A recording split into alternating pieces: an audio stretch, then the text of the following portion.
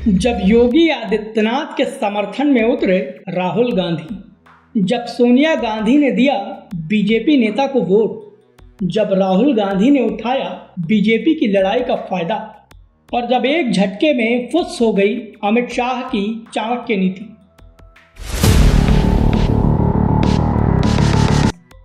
नमस्कार, ये है एनालाइज नाउ और आज हम बात करेंगे बीजेपी की उस लड़ाई की जिसकी वजह से कांग्रेस नेता राहुल गांधी को सीएम योगी आदित्यनाथ के समर्थन में उतरना पड़ा। हम बात करेंगे बीजेपी के उस टकराव की जिसकी वजह से इस उम्र में सोनिया गांधी को वोट डालने के लिए निकलना पड़ा और हम आपको बताएंगे कि आखिर कैसे राहुल गांधी ने अमित शाह की चाणक्य नीति की धज्जियां उड़ा दी। लेकिन ये पूरा माजरा क्या है, चलिए आज हम आपको बताते हैं।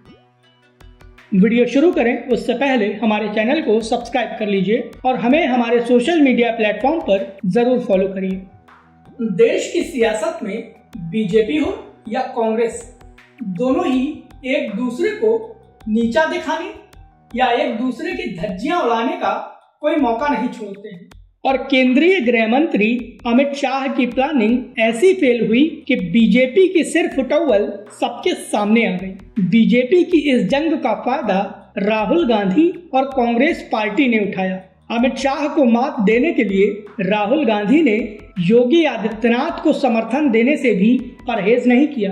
दरअसल हाल ही में दिल्ली में कॉन्स्टिट्यूशन क्लब के चुनाव हुए और सचिव पद के लिए चुनावी मैदान में बीजेपी के ही दो दिग्गज नेता उतरे थे। एक वर्तमान सांसद राजीव प्रताप रूडी और दूसरे पूर्व सांसद संजीव बालियान।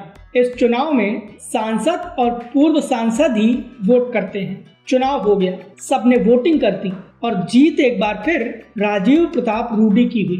अब आप कहेंगे कि इसमें जंग कहाँ है? तो चुनाव तो एक पहलू है, लेकिन पर्दे के पीछे जो खेल हुआ उसमें राहुल गांधी हीरो और अमित शाह जीरो साबित हुए।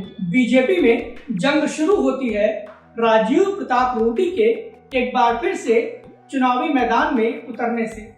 रूडी पिछले 20 साल से सचिव पद पर जीतते रहे हैं।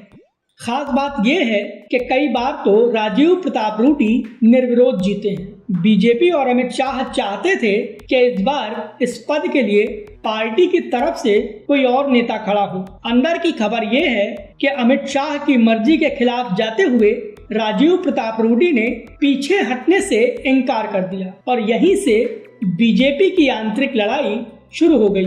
केंद्रीय गृह मंत्री अमित शाह ने अपने करीबी नेता और बीजेपी के पूर्व सांसद संजीव बालियान को कॉन्स्टिट्यूशन क्लब के चुनाव में उतार दिया था और बीजेपी का पूरा टॉप लेवल संजीव बालियान का समर्थन कर रहा था। निशिकांत दुबे ने तो राजीव प्रताप रूडी के खिलाफ आक्रामक चुनावी कैंपेन तक छेड़ दिया और रूडी पर गंभीर आरोप भी लगाए। राजीव प्रताप रूडी लंबे वक्त से सांसद हैं और जब राहुल गांधी को ये पता लगा कि राजीव प्रताप रूडी अमित शाह की मर्जी के खिलाफ चुनाव लड़ रहे हैं तो उन्होंने भी चुनाव में आक्रामकता दिखाने का मन बना लिया। नतीजा ये हुआ कि राहुल गांधी ने खुद तो वोट डाला ही, साथ ही सोनिया गांधी को भी वोट डालने के लिए कॉन्स्टिट्यूशन क्लब के चुनाव में भेजा। सूत्र बताते हैं कि कांग्रेस के सांसदों को कांग्रेस हाईकमान से एक स्पष्ट संदेश आया था कि किसी भी कीमत पर वोटिंग केवल राजीव प्रताप रूडी के समर्थन में हो। एक तरफ बीजेपी संजीव बालियान और राजीव प्रताप रूडी के चक्कर में बट गई तो दूसरी ओर कांग्रेस और पूरे विपक्षी कुनबे ने राजीव प्रताप रूडी का समर्थन किया। नतीजा ये कि रूडी साहब आसानी से चुनाव जीत गए।